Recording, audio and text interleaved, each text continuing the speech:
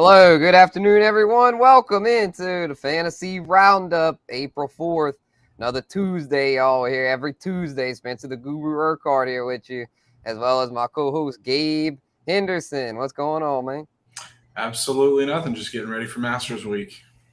Yeah, dude. Yeah, man, that's something we could have talked about on here, the Masters, because, that's coming up. But we'll have more on that for those of y'all that love golf. Zach and Jim, they've got y'all covered. They're the Oh, golf for sure. experts around here. I do not claim to be a guru of golf by any means. They can handle that for y'all that want to bet on golf and play golf DFS. Uncle Big Nick's going to be joining them. He's big with DFS golf. I believe he hit a couple big jackpots on DFS tournaments last year, so y'all go check those boys out for sure.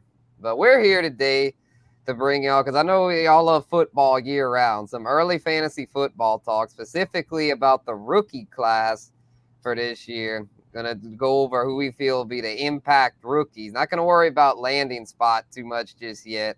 Just gonna just focus on talent. Gonna just kind of profile these rookies and go over who we think is going to be the breakout rookies for this year, and then talk a little baseball as well. Fantasy baseball season just getting going, but as we know, Gabe, with baseball, there's surprises every day, and through this first week, I'd say we've already got a healthy amount of surprises. Oh, for sure. But as I'll talk about in my rant later, nothing to be overwhelmed about. Yeah, that's true. That's true. Yeah, because with baseball, I'm kind of guilty of it too. Sometimes, like, well, damn, I can go tinker with my roster, go add this player who's been rolling lately. Who's this? For example, Nolan Gorman for my Cardinals. I mean, he's been killing it to start the season, but I have to remind myself it's only 5 days. Let's chill out. Can't assume he's gonna keep this up all year. Yep. But yeah, definitely some interesting takeaways. Before we get too deep into it, though, got to shout out our sponsor, Caesars Sportsbook. Make sure to go sign up on Caesars to get up to $12.50. You can deposit up to $12.50 for your first bet, and then if it doesn't win, you can get that amount back as a free bet. Use our promo code NOLA full.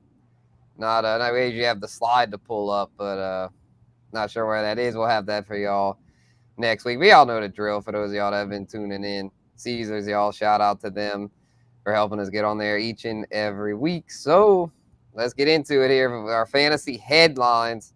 We'll always start off with the headlines here.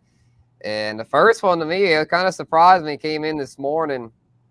But Mac Jones reportedly being shopped by the Patriots. Bill Belichick not too happy with the way Mac Jones conducted himself last season. Reportedly, all this is rumors. Bill Belichick himself isn't going to come out and say any of that, but they've got inside sources that I feel like know what they're talking about. So if this is true, could be a shakeup of the Patriots offense if they do indeed trade Mac Jones. What could happen there? Could they maybe make a move for Lamar? I mean, Lamar Jackson they reportedly had the thing where he told, was it Meek Mill, that he wanted to go play for the Patriots, and Meek Mill's a friend of Robert Kraft, so not sure if any of that will transpire, but the fact that Mac Jones is on the hot seat could lead to that.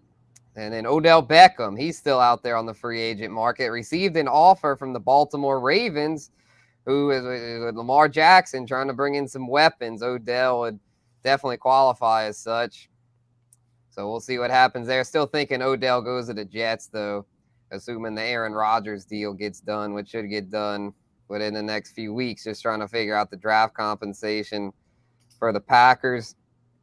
And then the Saints meeting with a couple of Tennessee prospects, Hendon Hooker and Jalen Hyatt, quarterback receiver duo that did very well last year there for the Vols. Hendon Hooker, kind of surprising that they're meeting with him considering they signed Derek Carr, but I think it's one of those things you figured maybe on day 2, if Hooker slides, maybe the Saints could scoop him up. And then Jalen Hyatt, of course, someone that could be available at that 29th overall pick that the Saints acquired from the Broncos for Sean Payton. Hyatt, a speed burner, big play receiver, would be a very strong compliment to Chris Olave and Michael Thomas. And in the Braves, Max Fried, the latest starting pitcher to hit the injured list, y'all. It's just every year it seems like there's pitchers that end up hurt. And thankfully for Fried, it's a hamstring, not an arm injury. because him and Justin Verlander, the early season injury woes for the ace pitchers. But that's just another reason why I don't target pitching early in these fantasy drafts, man. They always seem to end up with a nick or a bruise one way or another. A lot of times it's not even arm related. It's just having to throw the amount of innings they do just seems to lead to injury. Yeah, for sure. And you're going to see these teams early in the season be really cautious with all their pitchers. If this was October, maybe Max Fried stays active, but I think everyone, including Atlanta, knows they'll be just fine right now. For sure, for sure. And a glance back to the headlines real quick. I want to get your thoughts, Gabe, on Hooker and Hyatt, because I know we got a lot of Saints fans up in here. So I want to get your thoughts on them. I'll give my initial thoughts here first. I think Hooker would actually be fairly decent to add. I just don't want him as a second-round pick. A third-round pick, I'd be okay with. Second round, I think, is too high because the Saints have a high second-round pick. I'd much rather him spend that pick on a running back or a defensive player or an offensive lineman. To me, considering you just paid Derek Carr the big bucks, Hendon Hooker shouldn't be on the table unless he'd slip to the third round or later. And then as far as Hyatt, I like him, but when we'll get to our impact rookies, there's a couple other receivers we like better. But I guess, do you think Hyatt's a first-round talent? Because he's somebody that's getting a lot of buzz, but prior to last season, he hadn't really done a whole lot. I think he can be. I think his skill set translates well to the NFL. I think if he gets into the right situation, I don't think he's going to be a number one in the NFL. So maybe he's trying to think of someone you could relate to him. I don't really know. I don't know. I got to keep thinking of a comparison, but I think he could be a good number two, and I think he's worth maybe a late first rounder. I don't think he's as good as Addison or Smith and Jigba, but I think he's a talented receiver for sure. He showed that last season in the big games. Right. Yeah, because, he did his thing in the Alabama game where Tennessee pulled that upset. He was a big part of that. And, he's talented. I believe his pro comp was Deshaun Jackson because he's a speed bird. Yeah, I was just thinking that. That's actually a great comparison. I don't know if he's I'm not going to sit here and say he's as good as Deshaun Jackson, so I don't want anyone to twist my words around like that, but I think it's a good comparison, yeah. Yeah, for sure, because he's got speed to burn, that's for sure. And I noticed that with this receiver class, it's a lot of speedy, smaller receivers. They've got the big guy, Quentin Johnson, from TCU, but with the way the league's moving, it seems to me more and more the receiver prospects are more the faster, quicker guys. And as we saw last year, I mean, Chris Olave and Garrett Wilson, neither one of them were that big per se, but they had amazing rookie seasons. And the one that everyone was drooling over from a size perspective, Drake London out of USC. I mean, he did okay as a rookie, but it's just, I feel like in today's NFL, speed is more important than size for receivers anyway. Yeah, to a degree. I think we'll see a really interesting, we'll see what teams value. It'll be really interesting to see once draft time comes, because I've seen Quentin Johnson projected to go at 10, 12, though as high as that, and I've seen him fall out of the first round. So it's going to be interesting to see what teams value. I think Smith and Jigba, though, and Addison are very clearly above the rest. And then I think there's kind of a drop-off, and then you get the Johnsons, the Hyatts of the world. Yeah, for sure. Yeah, we'll get to receivers here in just a little bit, but we'll start off with quarterbacks here. Let's go over quarterbacks to start, because I know that's the most intriguing position here as far as early in the draft. We're going to have a lot of quarterbacks go early. We know for sure that the two we have on this list are going to go early, and then they also got Anthony Richardson and Will Levis projected to go in the first round, but I almost went with Anthony Richardson here. I was tempted to, because this is a fantasy show. We're talking who's going to have, as far as this list, who's going to have the biggest rookie impact for fantasy football. But I had to go with C.J. Stroud instead of Richardson, because I feel like with C.J. Stroud, he's going to get drafted by either the Panthers or the Texans, most likely the Panthers, the way things are looking. And I think he starts from day one and puts up pretty good numbers, because the Panthers, that's a team that's ready to win, and they've got some pretty good pieces there. They signed Miles Sanders, Adam Thielen, DJ Chark. I mean, none of those are huge names, but all of them put together, it's a decent offense, not to mention they have some more draft capital to where they'll be able to add some more weapons, hopefully, for Stroud, because their defense is solid. They've got a lot of pieces on defense to where they should be able to just focus on offense for the draft, to where Stroud should thrive because he's got an arm and he can run a little bit. He's not going to be a big-time runner like Anthony Richardson will be, because for fantasy, we love quarterbacks that can run. It gives you that stable rushing floor, and Richardson will give you that. But the thing is, I don't know if Richardson's going to start from day one. Not sure where he's going to land. I mean, if he lands in Seattle, there's no way he's starting on day one. That's Geno Smith's job. Where if he lands with the Colts, or if someone trades up to 3, such as the Titans or the Commanders, if goes either of those, he'll probably be starting within the first few weeks. But to me, CJ Stroud, if we're just talking fantasy for this season, not dynasty or any of this season redraft, I think CJ Stroud is the guy to have here, because he's just got he's got the arm, man. He has got an arm. He is getting slept on, I feel like. I know Bryce Young is probably a little more precise, as far as he's probably a little more accurate and a little more cerebral, but I feel like Stroud he's just oozing with upside. Yeah, I know we noted at the beginning of the show that we're not taking landing spot into account. I'm actually gonna, I think, disagree. For this, we kind of have to. I mean, we know that Stroud and Young are going 1-2. Yeah, that's why I stayed away from Stroud. I think he ends up in Carolina. I don't think he's got the receiving core to succeed in Carolina year one. I really don't. I've said my piece about Thielen over the last few weeks. Stay away from him. Chark, I'm just not very high on him anymore. Love him, LSU grad. I just don't think that's a competent 1-2 anymore. It's they're experienced guys. They're not guys you put around. I think Bryce Young, though, has the makeup for a successful season in terms of he's not going to be a top maybe 10 quarterback in fantasy, but I think if he lands with the Texans, he can have a decent season. He's a guy who doesn't turn the ball over very much. He's got a solid offensive line in front of them. Texans just locked up Laramie Tunsil. They've beefed up their receiving core. They're going to add maybe Smith and Jigba or Jordan Addison at number 12. He's got an excellent running back in Dameon Pierce. I mean, Dalton Schultz is a safety blanket now. I think the Texans have the pieces on offense to give Bryce Young the chance to succeed if that's where he lands. So that's my reasoning for putting Bryce Young there. I don't think either of them is going to have a great season this year, but I think in terms of fantasy, Bryce Young has got the higher upside.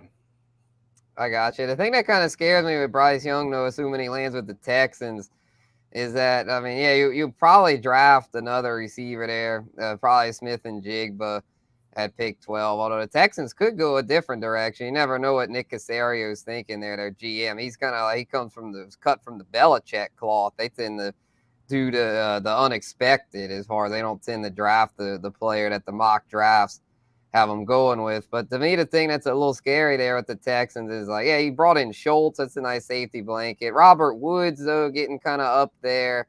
And then outside of that, though, what do you really have? I mean, Nico Collins is okay, but nothing special. John Mechie, we're not sure if he's going to return. I'd feel better about it if we knew Mechie would be 100%. It's just he had I forgot, it was some sort of cancer, I believe. It was a scary diagnosis there before the season last year, where he was for sure not playing, and not even sure if he'll play this year. We hope he does, though, because I think he'd be a good field stretcher there for Young. But I feel like the Texans, I know they'll be much improved in D'Amico Ryan's first year, be able to turn them around better than the guys they had before, Lovie Smith and David Culley. I mean, D'Amico Ryans is someone that's respected throughout the league. He'll get their defense going pretty good, but as far as their offense, I'm a little concerned where, like, Carolina's not a whole lot better, and this could end up flip-flop. This could be Young ends up in Carolina. Carolina might just be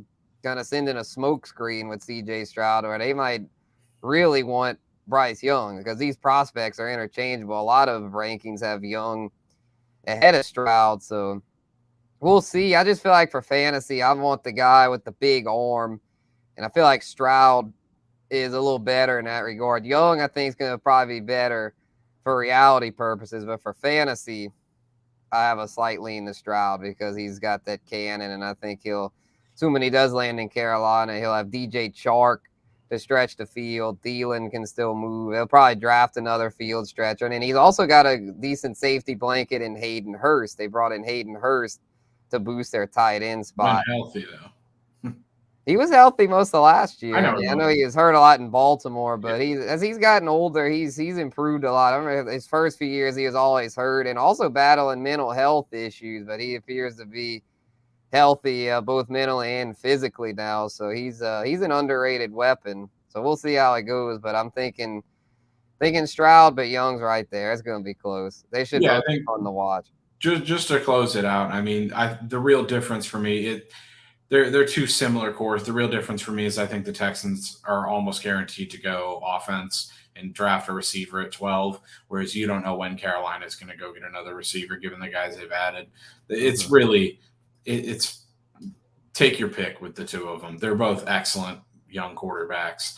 They're both stepping into projects, obviously, which is what happens. So we'll see.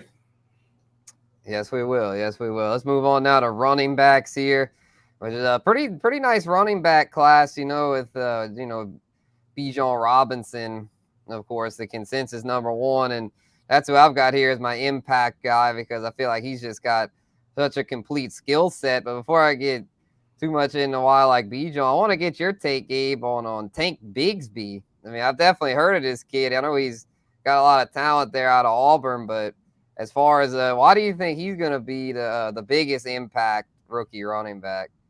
Well, I mean, I wanted to stay away from the traditional Bijan pick, and we've heard about Jahmyr Gibbs a lot. I think Tank Bigsby is a guy who's had an excellent last few weeks. People loved what he's done recently. And even if you go back in college, he might be a little bit undersized at 6 foot, but he carries 213, 215 well. This is a guy who averaged over 5 yards a carry just about every year at Auburn. He averaged 5.4 his junior year, 4.9 his sophomore year, and 6 in his first year of college. This is a dude who is battle tested in the SEC, great running back, really athletic. So I think guys like that, the workhorses in the draft, you find a way to move up your depth chart and put them into your offense as soon as possible. And I think, whereas some people might reach for Bijan, I mean, some of the mock drafts have him going early, and as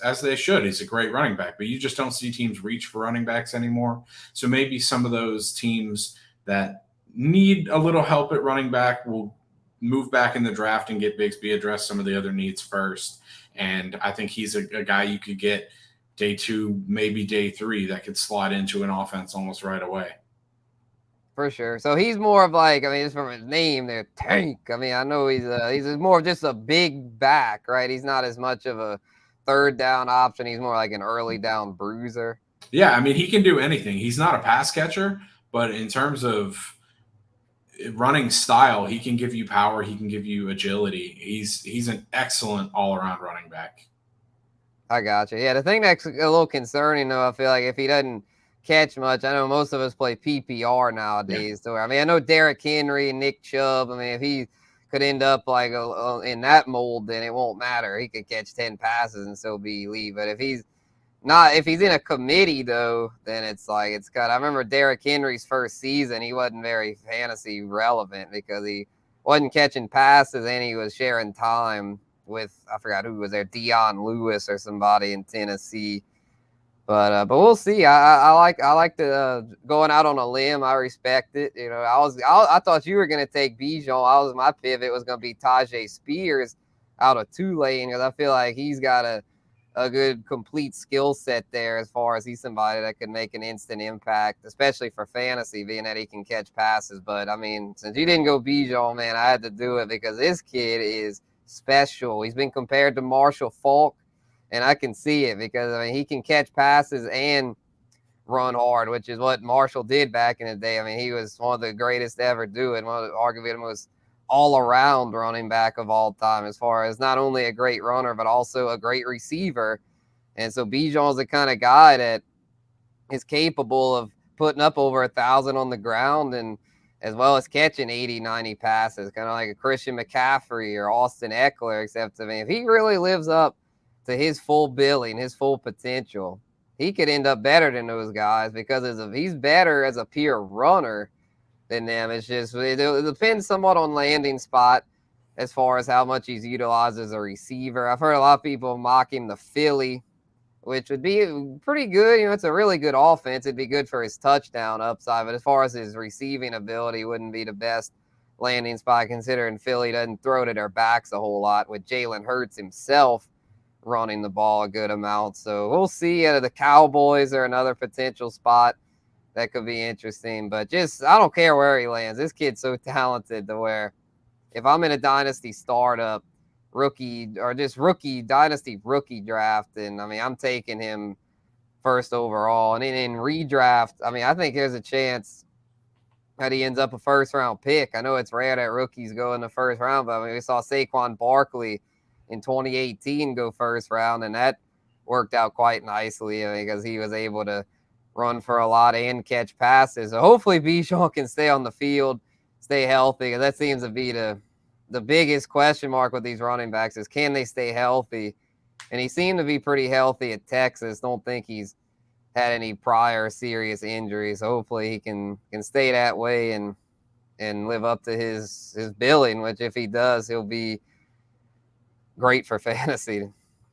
Yeah, I mean, you said it. He's potentially a first round guy in redrafts. I had a dynasty league that I just entered into with a bunch of my other friends, started up a new league this year, and someone gave up their first round pick to get that number one pick in their rookie draft and get Bijan. I mean, what you said is not a stretch, even though it might sound like it. He is super talented. And I think both the guys we have listed down below, they can both score a lot of touchdowns. And that's why I think they will both be impact rookies next year.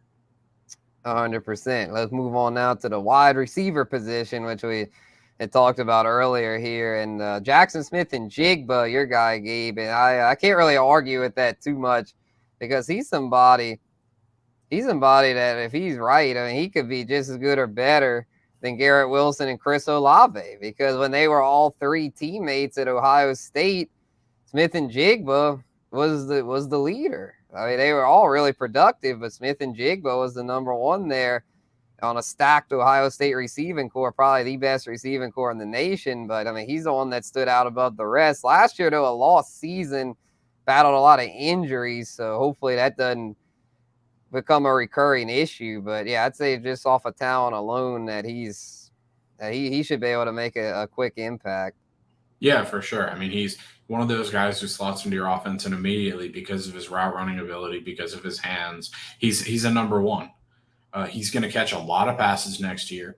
I think he's going to have – I don't know if he'll have as good a season as Jamar Chase did in his rookie year. I think he's got potential to be Jamar Chase-esque in the fact that even though he missed most of last year, he's a phenomenal athlete. He's taken this time off to get better, heal, prepare for the NFL. I think he's going to be ready. This kid's the real deal. Right. Yeah, because, I mean, yeah, a lot of that, he probably could have played more last year, but, yeah, he was being – ultra conservative, trying to make sure he was ready to go for the draft. Yeah, kind of like Jamar. Jamar didn't play his last year in college, so yeah, I get it. You want to try to be ready for the next level. It's just kind of you want the guys to be available, though. I like players that play, so I was a little concerned about that, but can't argue with his talent. But I went with Jordan Addison out of USC, because this kid is an absolute baller, and he showed that he can do it with different quarterbacks. I mean, granted, they're both good quarterbacks. He had Kenny Pickett his last year at Pittsburgh, and then he transferred this year to USC to play with Caleb Williams.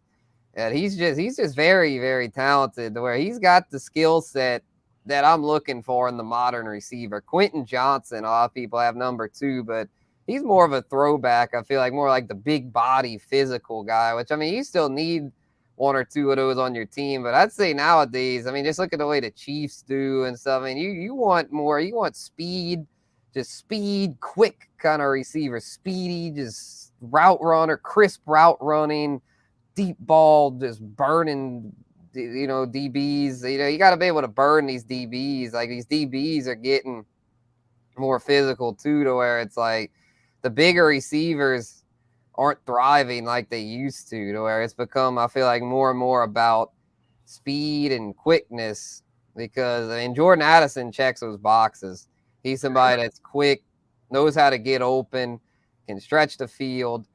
He's done it with multiple programs. And, you know, USC last year had a lot of weapons. Caleb Williams, I mean, his stats were down last season, but with Pittsburgh, though, Kenny Pickett, I mean, he just would pepper Addison over and over. He was a target hog, which is great for fantasy. Is another reason why I put in there. He's capable of, if he lands in the right offense, he could really be a PPR machine. But even if he lands, though, on an offense like a USC with a lot of other talented receivers, with a quarterback that likes to spread the ball, such as Caleb Williams, he should still eat. He was still the leading receiver. So I think no matter where he lands, he'll be a strong fantasy producer right away.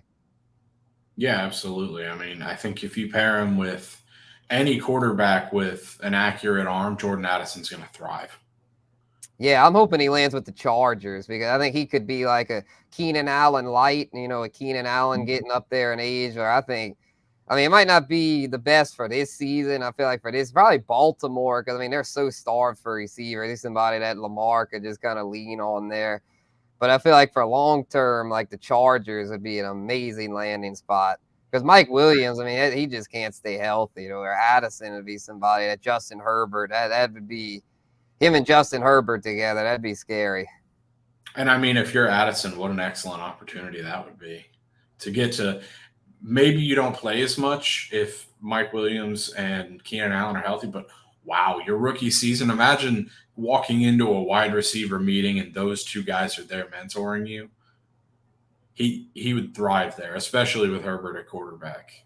Yeah, for sure. Because I don't see him falling too much further than that. That'd be like the early 20s. The Saints at 29, I think that'd be wishful thinking, you know, to get Addison, which I'd love it. I mean, he'd be basically the new Michael Thomas, which, I mean, I know the Saints kept Michael Thomas, but, like, I feel like it's more of a short-term fix than a long-term fix considering his extreme injury history where Smith and Jigba, you know, he's definitely going in the top half of the first. Texans seem to be the most likely landing spot. You know, him and Bryce Young together would be pretty nice. We'll see if it ends up like that. But I feel like both of these guys, no matter where they land, they should make a pretty good impact year one. Some other names to keep an eye on. Zay Flowers, he's a field stretcher that could be really good. You know, he mentioned Quentin Johnson, he's the big receiver in the class because most of the guys are the speedsters, stretch the field guys. Same thing with Jalen Hyatt, who we mentioned earlier. But yeah, we'll have more on these rookies in the coming weeks because the NFL draft less than a month away. But before we conclude today's rookie talk, let's go with the tight end position because the tight ends, we're always looking for tight ends because Travis Kelce's don't grow on trees. So whenever there's a new draft, we're always hoping, is there the next Travis Kelce? Who's it going to be? Who could it be? And we all thought it'd be Kyle Pitts. That hadn't transpired so far. But this year, I really like this year's tight end class. There's some intriguing names. And to me, these two on this board are especially intriguing, man. I went with Dalton Kincaid out of Utah. Watching this dude's film, man, it reminded me of Kelce. I know that's low-hanging fruit because, I mean, every tight end that looks good on film, you're going to compare to Kelce. But just the way or Kittle, because just the way he not only could catch and catch down the field, but the yards after the catch. Just seeing him bulldoze defenders like that. That's why, because most tight ends, they don't get targeted. I mean, a tight end, you're not going to, the 50-yard bomb deep down the field of the tight end. No, the good tight ends, as good as Kelce and Kittle are, they're not catching 50-yard bombs down the field. They're eating defenses alive on shorter routes. But the reason they're able to rack up the amount of yards, if not more yards, in the deep ball receivers is because of their yak yards after the catch. They can push these defenders, just push them out the way and break tackles. And I feel like Kincaid's got that kind of skill set to where if he lands in the right offense, he could be a top 5 tight end right away. Maybe even as a rookie. I know that's a stretch, but I mean, these rookie tight ends, they're hit or miss, but if they hit, they could end up special. Yeah, I feel the same way about Michael Mayer. He's a guy who's proven it for multiple years at Notre Dame. He's got the hands of a receiver. You wouldn't think he's a tight end watching him. He's almost always open. His ability to read the game in the middle of the field is incredible. I mean, Michael Mayer, I've been high on this guy for years. Anyone who hasn't watched him, he's an excellent tight end. And I feel the same way that you do, Spencer. I feel like Michael Mayer's got the potential to be a top 5 tight end this year if he lands in the right spot. Yeah, for sure. Yeah, because I know what he can do. I know you had went with Mayers, and then I was kind of pivoting and kind of was looking at who could I go with, and then I was like, yeah, Kincaid's pretty nice. Let me like brush up on his film, and then it was even more impressive than I remembered.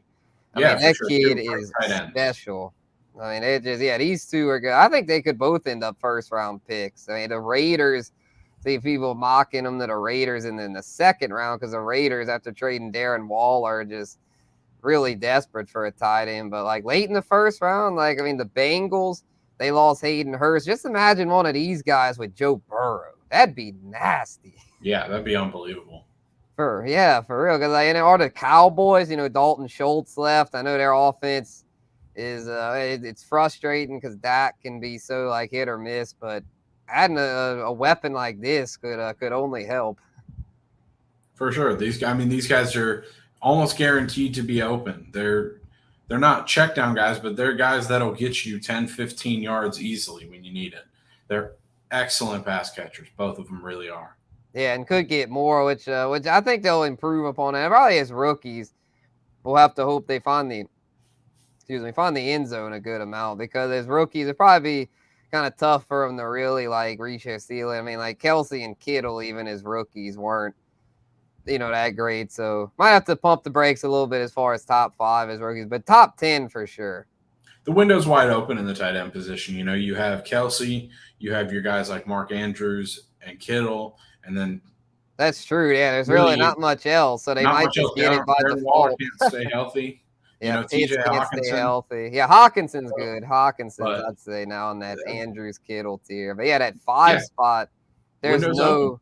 Yeah, exactly. That 5 spot's just like somebody, anybody. I mean, Evan Ingram slid into being a top 5 tight end last year. It was excellent last year. I mean, it proves that the tight end position is ever changing, and maybe these guys will play the hand in that.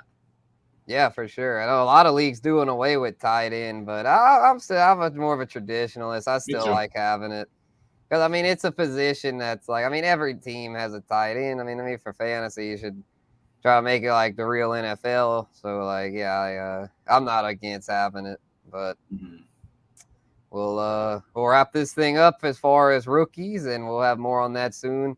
With I hope I have to have Devin Jackson on here.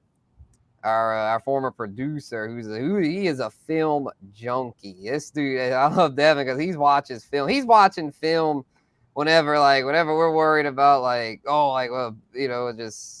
we're not even. I mean, football's become year round, but like just in the summer, we're worried about prepping for fantasy and stuff. He's watching film already on like the next wave of prospects. So like crazy. So we'll definitely have to check in with Devin here soon because he's up on all that stuff, even more so than me. I try to keep up with college some, but I'm more of a professional guy. Right? He loves college football and he's got the knowledge to back it up. But let's move on to baseball here because fantasy baseball has brought a lot of surprises, as it always does early. Baseball very rarely goes according to plan. I actually did pretty decent betting on it. Obviously couldn't win all the bets. I just tried to do a lot of little small bets on opening day. And I ended up 6-5. I made 11 bets, profited slightly, and then hit the over yesterday on Cardinals Braves, with both offenses surging. So yeah, a lot of offense so far. And I mean, my biggest surprise here so far is just the sheer amount of ace starting pitchers struggling. I figured it could be, a few of them might be a little off, but with this pitch clock, though, I think this pitch clock's really messing with pitchers. I think it's affecting pitchers a lot more than hitters because, man, a lot of ace pitchers. I mean, Corbin Burns, Aaron Nola, Sandy Alcantara, and Jacob deGrom. Four of the top 10 pitchers in baseball all not only struggled, but just sucked on opening day. I mean, they were just terrible. Like, I mean, they were off to where it's like, I'm not saying they're going to struggle all year, but just, man, the amount of opening day aces that struggled was kind of staggering. And you've already got, Verlander didn't get to start on opening day. He was hurt, and Max Fried getting hurt on opening day. So it's just, man, I knew it might be rough for pitching with these new rules, but I'm glad I stuck to my guns and didn't reach on pitching because, man, the amount of aces struggling, it's rough. Yeah, for sure. And I think you hit the nail on the head with it. It's the pitch clock. It's obviously people are gonna take time to adjust to it. And I think pitchers are the most affected by it. So, like you said, I wouldn't panic. I'll have more on that in a little bit. But no, you're right. There have been a lot of pitchers struggling. Yeah, for sure. And then with offense, a lot of offense is surging, some that we weren't really expecting. That AL East, the Orioles Red Sox series. I mean, all know the AL East usually produces high scoring games, but I was smashing the over in that Orioles Red Sox series. And sure enough, that won me some coin because, man, there's bomb after bomb in that series. And the Red Sox have kept it going, especially Adam Duvall in center field of all. I mean, this guy is like a guy that what he can do, but he's a power hitter. But this year he has been more than just a power hitter. It's been only a few games in, but man, Adam Duvall looks like he was dipped in the fountain of youth or something. Yeah, I mean, this dude who barely hit above the Mendoza line last year with the Braves, and I'm arguably higher than on the Red Sox than most. I wasn't expecting this out of Adam Duvall to start. I mean, once again, I'll pump the brakes. He's only had 17 at bats so far, but he's hitting 588. I mean, come on. Yeah, we know he can't keep that up, but he's Who was definitely got power. Adam Duvall to have 10 hits, 9 RBIs, and 2 home runs to only 3 strikeouts a few games in? I mean, the Red Sox, given they haven't played great pitching, but Adam Duvall's hot start has really stood out to me, and I'm really excited to see if he can keep it going. Yeah, we'll see. I mean, yeah, so far you've been right about the Red Sox. I was off of them. Obviously, still early, but that's a perfect segue into Gabe's rant here, which is people need to stop overreacting because it's just, I mean, we're not even a week into this season. No, I mean, if take a look at the standings, who's leading your divisions right now? The Rays, the Twins, the Angels. How many of those teams in the American League did you expect to be leading their division at the end of the season, let alone at any point? Maybe one, maybe the Rays. If you look at the National League, you've got the Braves, you've got the Brewers, you've got the Padres. You've got the Cincinnati Reds at 3-1. You've got the Houston Astros at 2-3. You've got the Seattle Mariners at 1-4. Toronto Blue Jays at 1-3. Where am I going with all this, Spencer? People are overreacting. I've heard so many baseball fans over the last few days talk about how their team needs to make drastic changes, how, man, this year's going to suck. I mean, look at the reigning National League champion Philadelphia Phillies. They're 0-4 right now. Yeah, they're struggling. They got swept by the Rangers. And I know a lot of people are high on the Rangers coming in, but come on, it's the Texas Rangers. But people, pump the brakes. We just got through opening weekend. Everything will be okay with your team. I can't say that for all your teams, but if your team was expected to contend this year, chances are they'll be fine. I'm an Astros fan. I'm not panicking about our 2-3 start. A lot of people are panicking, so just stop overreacting. And this goes for fantasy as well. Don't go out and trade for Adam Duvall. Please don't. If he's on waivers, which he probably is, feel free to pick him up until he starts cooling off. That's all what those last few bench spots are for. But please do not overreact. Everything will be just fine. Things will get back to normal. Baseball, and more specifically fantasy baseball, is a marathon and not a sprint. There are still 150 plus games to be played. Things will go back to normal. That's all I got to say on that.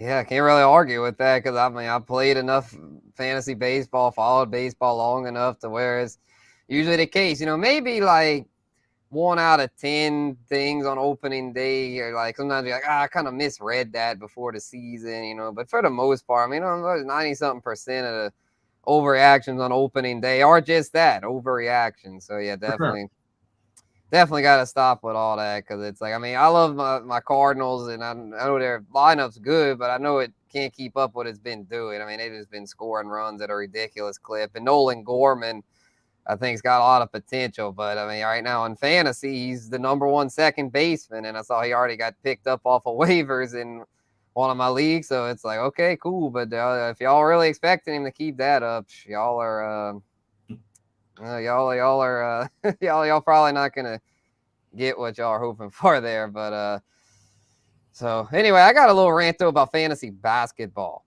here to close us out on Fantasy Roundup, because I know people are guilty of this in fantasy baseball too, but I feel like at least with fantasy baseball, I'm in a couple leagues where it's like a niche to where it's like people that get into baseball, it's like you can find usually a group of 10 or 12 that are really into it. Fantasy basketball, though, it's just been such a struggle, like to find a league, a stable league, because I mean, I enjoy it. It's a lot of fun to me. I find it to be a lot of fun. This is the last week. I'm in my championship matchup. I'm enjoying it, keeping up with, NBA. I mean, I know the load management stuff's a bit annoying, but it's still, I mean, if you keep up with it, there's players that play. You can put together a lineup. It's not as bad as people make it out to be. And so the thing I get so aggravated with, though, is because people they need to stop giving up on it like halfway through, because it's like I get in these leagues, everyone's fired up like, oh, fantasy basketball. I'm going to do fantasy basketball this year. But it's just,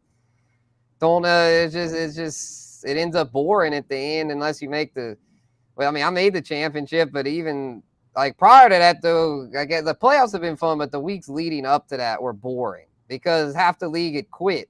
So it was like, I mean, it was whatever. I was like, all right, well, just waiting for the playoffs. I'm just chilling. It doesn't matter. I'm clinched. I'm like 5 games to the good, but it's like, I mean, it's cool to be winning, but if your league's not even trying, it's just kind of, I don't know. I mean, the playoffs have been fun, though. So that's what goes back to my point here. Stop giving up on it halfway through, because if you stick with it, it's a lot of fun, and you'll probably make the playoffs because the odds are half your league's going to quit. So you just got to stick with it. It's a lot of fun. But ideally, for those in the comments that play fantasy hoops, let me know, because I want to get in a competitive fantasy hoops league next year, because this is second year in a row now I've tried to start one up, and it's been the same story each year. So hopefully we can get some more competitive fantasy basketball going.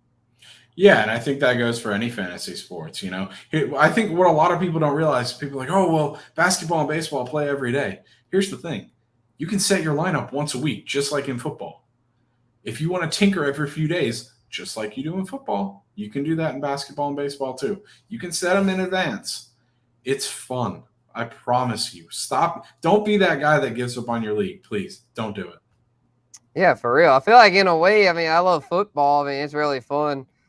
But it's like outside of dynasty leagues, I mean, redraft leagues kind of are what they are. Kind of like baseball and basketball. It's funny, you can like tinker with it more. Like maybe not every day. I get it. It's, we're all crunched for time. Maybe not every day, but at least every 2 or 3 days, just kind of go in and see if you got any players hurt and then sub them out. And then you can go check the waiver wire and just, I mean, I enjoy it. I just love fantasy sports in general. I've been playing since I was like 6 years old, but I mean, I was kind of late to the party with basketball as far as like when I got into it, that was when it was still popping, but it was kind of on the decline. Like I got into it like when it was kind of trending back like 5 years ago. And it seems like ever since then it's kind of going down. So hopefully it can start to go back up again, because man, these past couple of years have just been, it's just, I mean, no one seems to be into it. And I know people are mad about, oh, no one plays load management. My stars don't play enough, but it's like, they've got so many young, intriguing players. If anything, this shows you that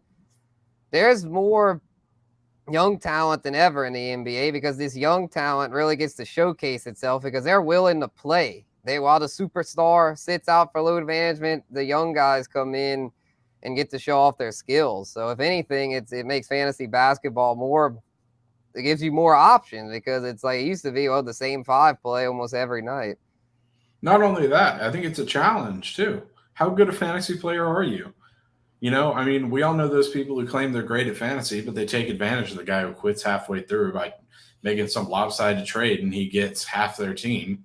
But come on, if you're a competitive fantasy, I don't know a single fantasy player who doesn't want to prove that they're the best. If you want to prove you're the best, play basketball. Load management is definitely a way to maneuver and make different moves. Yeah, and then with baseball, you know, it's like more and more platoons, committees, a bullpen closer by committees. It's getting tougher and tougher to navigate it. But I mean, we see it in football too, at running back by committee. I mean, it's just teams are becoming more like using their benches more to where, though, if anything, though, it's kind of good for fantasy in that you're not as, if you do lose a star, well, there seems to be more options on the waiver wire as far as guys that actually get involved in the game. For sure. I completely agree with you there. So, all right, y'all, that's going to do it here for Fantasy Roundup. It's been a fun one. We'll be back next Tuesday at the same time, 4 o'clock. And we'll have, not sure yet, we'll have probably a lot of, probably just early fantasy football talk again. But if there's anything y'all would want to talk about, though, let us know. Probably have more baseball talk too. Basketball have wrapped up. If y'all have any championship basketball teams, drop those in, or any just early thoughts, early fantasy baseball stuff. Just, yeah, we're here. Hopefully no fantasy baseball overreactions. Keep it smart. Yeah, be smart with the trades. If anything, if you're going to trade, try to trade for the guy that's hitting 150 right now, because odds are they're going to turn that season around. But this will put a bow on today's episode. We'll be back next week for Gabe Henderson. I'm Spencer the Guru Urquhart. This has been Fantasy Roundup on the Bayou Bets YouTube channel. Make sure to hit the like button, hit the subscribe, and as well as the bell icon for the notifications. Y'all notified every time we go live. So appreciate y'all. We'll see y'all later.